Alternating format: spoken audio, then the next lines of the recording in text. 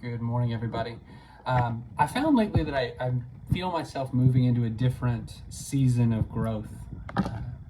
And I think I spent a long time, and by season on this, I probably mean in some ways probably 10 years or so, of really intentionally seeking out a better knowledge and understanding of spirituality, whether that be purely relationship with Christ, relationship with God, whether it be the nature of the church and ministry and how relationships work together, and all these things that I've spent a long time pursuing.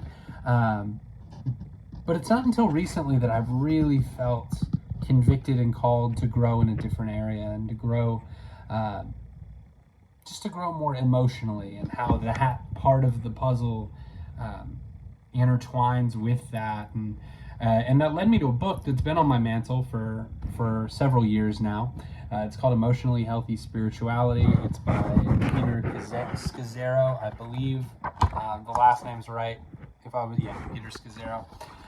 But I wanted to read a passage out of it, and it's talking about this idea, this sentiment of learning to grow emotionally within the context of our spirituality, and kind of articulating the point I just made, where you work through like, oh, well, the gospel is what's important, or Christ-centered community is what's important, or discipleship in this other way, or worship is what's important, or whatever it might be. And we go through these different avenues to kind of figure it out, and to figure out what's missing, or how we grow, how we develop. And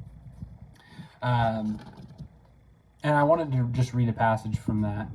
It says, "There is biblical truth to each of these perspectives. I believe all of them have a place in our spiritual journey and development. You, no doubt, have experienced God and His presence through one or more of these in your walk with Christ. The problem, however, is that you inevitably find, as I did, something is still missing. In fact, the spirituality of most current discipleship models often only adds an additional protective layer against people growing up emotionally. When people have authentic spiritual experiences, such as worship, prayer, Bible studies, and fellowship, they mistakenly believe they're doing fine, even if their relational life is fractured and their interior world is disordered.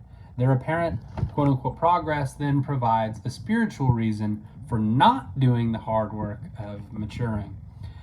And I feel like I have lived in that for a long time, and in a lot of ways I feel like most of us can tend to live in that space. And so I am sure, as I pursue this more and more, I'm sure it's not going to be a 1 week process, or a 1 month, or even maybe 1 year process. But I wanted to introduce that, as I'm sure I'll be talking about it a little bit more as I move through not only this book, but this concept and this path of continuing to grow emotionally and doing the work to kind of unearth the deeper issues inside each of us, whether it be through trauma, or through our experience. And just, none of us get through life unscarred and unscathed. So I wanted to be able to invite you all into that journey as well, and I hope that it can be beneficial for you as well.